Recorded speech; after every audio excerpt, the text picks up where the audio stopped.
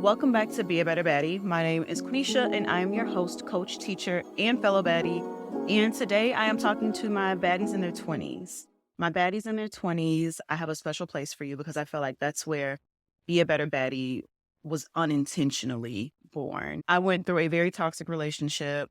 I was learning more about my relationship with my family and how I wanted to live my life versus the life that I see, and just a whole bunch of other growing pains. Throughout my 20s, I flourished into the version that I am today, which I feel like is very well rounded, very successful, and she's still succeeding even more. Very level headed, very intelligent. Not me up here bragging about myself. I feel like a lot of the things I did in my 20s really did set me up to be in the place where I am today. And this goes back to when I made that series about being grateful, right? Showing gratitude for your past self. Every stupid mistake that 23-year-old Quenisha made, 31-year-old Quenisha is able to look back at and be like, you shouldn't have did that, but because you did that, you now know this, or you now have this. So again, I'm going to preach this. There's no reason for you to regret what you did in the past. All you can do is learn from it, move on, live a better life. So this one is for my girls in their 20s. I'm going to give you all a couple of tips on ways you can thrive in your 20s, or things you should at least think about. Even if you don't do them, you still have them in your head. As your host, coach, teacher, and fellow baddie who had made it through the ghetto 20s and is now thriving in her 30s, I'm going to share a few lessons with you all. And if you're not in your 20s, then this video is definitely still for you. I'd love for you all to leave comments below about what you learned in your 20s. And let's spread the knowledge, because if anything, we are lacking on women sharing their experiences with other women to prepare them as they age. And if you are not already following me, please be sure to give me a follow here, Instagram, TikTok. I am at Hey Quenisha on all platforms. And let's get into today's video. So we're starting off very practical. Separate your savings account from your checking account. One of my first jobs was an internship I had when I was in high school.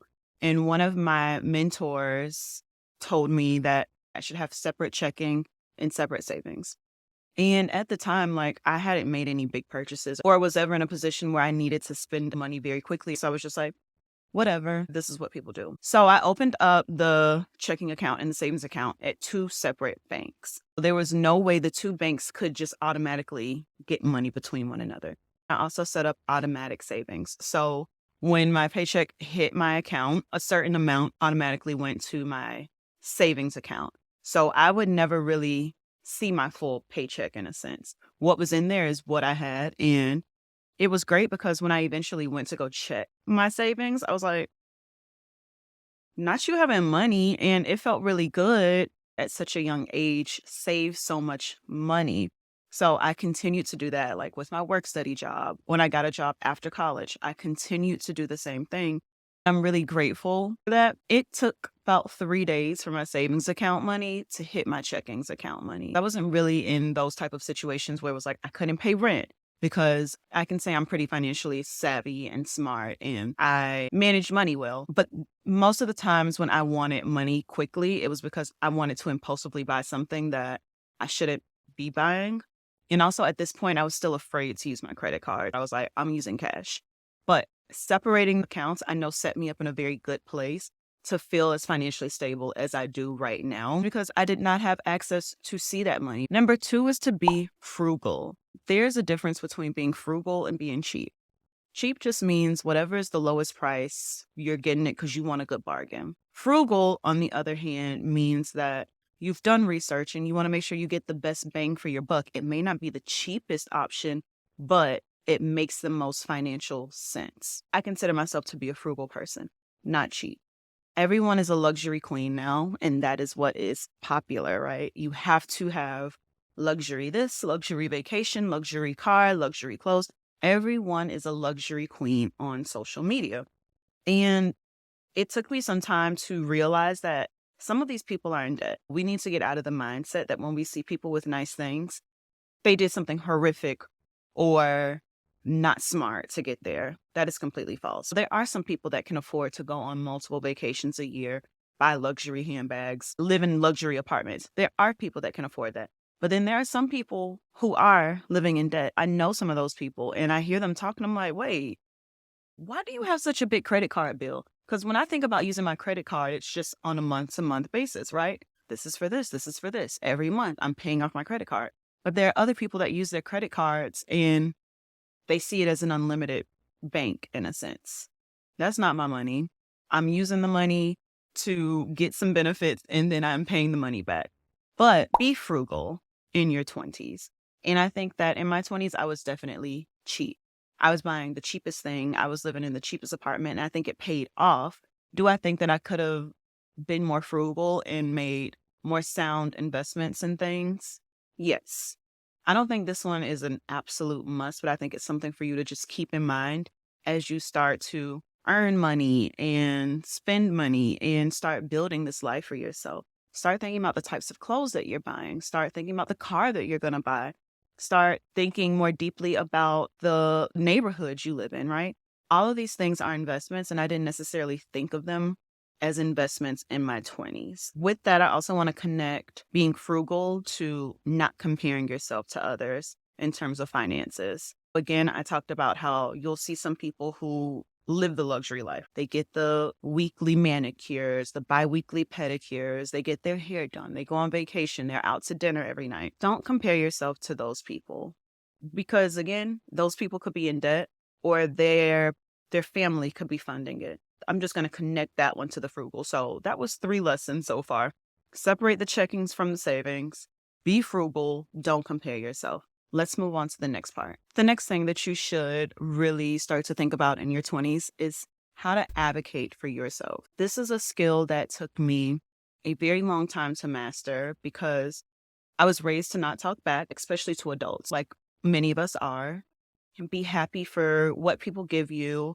So it feels very uncomfortable to speak up for yourself, especially when you weren't raised that way or that's something that wasn't valued in your culture. But not advocating for yourself does not work in the workplace. It does not work in relationships. It does not work when you are out at a restaurant. Like you do need to learn how to kind of set the tone, set the standard for the way that you want to be treated. This is so important because you're going to be meeting people from different walks of life, people that have learned different things, people that are established in different ways. So you must develop this ability to articulate your needs and to set boundaries and advocate for yourself in all these aspects of your life, because ultimately you're going to be the one suffering if you don't. Another layer that I'll add to this is, as a Black woman, sometimes it is hard to speak up for yourself because you don't want to be labeled as an aggressive Black woman or a woman who just isn't grateful. Like, there's a lot of backlash that can come from women, and especially Black women, speaking up. I get that. I'm still struggling with it, but I think I'm so much better at it. And I wish that I knew that it was okay to advocate for yourself in my 20s rather than it taking me so long now. You never want to settle for someone else's perception of you being the story being told. You want to tell your own story. You want to be the narrator of your story. You want to be the author of your story. You want this to be your story, and you don't never want anyone else to tell your story. And learning how to advocate for yourself is going to make sure that the story is told the way you want it to be told. Next is number 4. And number 4 is to know that there is no standard 20s. I always thought growing up that in my 20s, at least by 25, I'd be married, maybe 26, 27, start having children, 31, be locked and loaded and living the best life ever. I'm not there. But I mean, I am locked and loaded and living my best life ever, but no kids, no marriage. And I'm completely okay with that. It took a lot of time in my 20s to realize that everyone's moving at their own pace. And this is no longer the 1980s when you married the man who you grew up down the street from, and this is just your life, right? I've seen my peers get engaged and married and buy houses in their 20s. And I was like, whoa, what am I doing wrong? But I found that the solution to I'm going to call it the comparison devil, is to really think, do you want this? So it got to a point when I was in my toxic relationship and I saw other people around me getting engaged. I was like, if he proposed to me, would I even want to be married to him? And the answer was no. I knew it was a resounding no, loud no. I was like, ill, no, never, right? So it didn't matter what age I was. Like that right there is completely false. So I had this false narrative of what a 26-year-old should be doing and living like. And I know we're all getting to a place where it's just like, there is no, this is what a standard 25-year-old does. This is what a standard 40-year-old woman does. I think we're all moving to the own beat of our drum.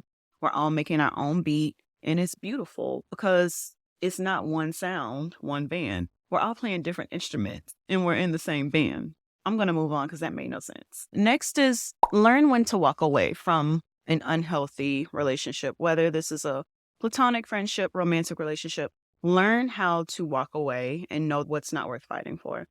And right now, you girls, you 20-year-old girls, are the luckiest because you have access to so much knowledge. And I'm going to tell the backstory. So I remember when I was going through this toxic relationship, and my friend and I were on the phone talking to each other, venting about it. And she was also going through a similar situation. So we're on the phone talking, and I'm like, something's not right. Like, this isn't right. So we're literally Googling. We're like, what is this? And we came across the term gaslighting. And let me tell you, when I first read the definition of gaslight, I was like, that's what's been happening to me. And she was like, that's what's been happening to me too. Our minds were blown when we were able to define what was going on with us. It made so much more sense, and it kind of helped us move forward and set healthy boundaries. Access to the knowledge of like what a healthy relationship is, especially when you didn't necessarily see one growing up, is so powerful and you need it. In terms of friendships as well, like I think back to friendships that I really chased in my 20s. I want to say I chased these friendships because I thought that that's what you had to do, right? And there were girls that I was trying to hang out with, trying to do things with. And it was kind of like I was trying to take like a triangle puzzle piece and put it into a circle. And the two did not match, right? And I'm no longer forcing I'm not forcing any type of friendship or relationship anymore. But in that moment in my 20s, I felt like everyone's supposed to have a huge friend group. I need to hang out with these people. I need to go out with them all the time. I need to do this. I came to the point where I realized I don't need to continue trying to invest so much in relationships, especially relationships that I wasn't happy in, relationships that didn't help me grow, relationships where I felt like I wasn't positively contributing to the other person's life as well. Because when two people don't work together, they don't work well together and they probably destroy each other. Next is to develop some type of self-care routine. I can confidently say by me developing habits that require me to pour into my mental, physical, and emotional well-being, such as exercise and mindfulness and making sure I get adequate sleep every night. Like that was such a strong foundation that I built that really set me up for success now. I know people who are now in their 30s and they didn't have that foundation, right? They didn't work out when they were in their 20s or think about what they were eating, and they're paying the price now. And don't do that. Use your 20s to learn more about working out, learn more about nutrition, because you're just going to keep getting older and you only get one body. You cannot go buy a new body. You cannot go buy a new body when this one fails you. So I've always had that mindset. Take care of the one body that you do have. Take care of the one brain that you do have, right? Take care of everything. You only get one of these. One. So take good care of it. Make sure that you aren't putting too much stress on it. Make sure that you are keeping it fit, healthy, enjoying life. Engage in those self-care habits, even if people around you aren't doing it. They're going to look at you like you're crazy. They are. When I got very serious about working out and eating healthy, people around me looked at me like I was crazy. People around me said I was doing too much. Those same people are trying to figure out how to change their habits right now. Okay, let's go to the next one. Next is to embrace failure. Embrace failure. You're going to fail. I said this earlier. You're a baby adult. You are probably 1, 2, 3, 4, 5 years in the game. Imagine yourself at 5 years old. You knew nothing. You're a new 5-year-old now, right? You know nothing. You're going to fail. And guess what? That's so good because when you fail, that means you tried. When you fail, that means you learned something. And when you fail, that means you now know how to do it better the next time. So embrace failure. Next, and I'm going to pick up the pace, is learn how to network. And when I say learn how to network, I really mean learn how to talk about yourself. So I used to think that networking was not for me because only rich white people had to network. Everybody needs to know somebody. And as I started applying for jobs, I quickly saw that, oh, if I know this person, then I have a higher chance of getting that job. And I seen it really play out when I was looking for another teaching position. I texted one of my friends who worked at another school. I was like, hey, is your school hiring teachers? He said, yeah, my school's hiring next year. I said, okay, yay. And he was like, I'll let my principal know. He already knew who I was. He trusted my reputation. He knew I was a teacher already. And all he did was go to his principal, tell her, hey, I have this friend who wants to apply for this position. She then reached out to me and was like, hey, such and such recommended you. I want to interview you. Did an interview, then did the application. So she didn't even have to filter through. It was more like word of mouth through the streets is that you're good. Come through. And that was great. So learn how to use the friendships and the connections that you have for more than just going to get drunk at night. I don't have a problem with it. Everyone needs to have their party phase. I love it. I'm here for it. I advocate for it. But learn how to flex those relationships into all aspects of your life, making them so much more meaningful and deeper friendships. I'm going to go back to learning how to talk about yourself. There's this book that I read called U-Turn. I can say that it is one of the few books that I've reread multiple times. And there's this portion in the book where she talks about building an elevator pitch and she lays out this framework. I literally wrote it down. I used that framework to create my elevator pitch that I still use to this day. I've shared it with other people, used the framework, and it's so simple. I don't have it off the top of my head, but it's like you start with growing up, I was always known as, or like just talking about some type of role you've always played in your life. From that role, you go into talking about how that role connects to your passions and your interests, and then how you developed a career out of that, and then why you're looking to progress to this next move. So it really taught me how to finesse words in a way and how to tell a story about yourself, because essentially that's what everybody wants to hear, a story. They don't want to hear you walk down your resume.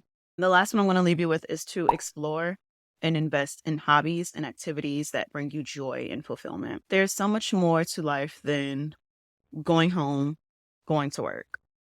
In school, you had extracurriculars, you were involved in clubs and activities, you hung out with friends in between.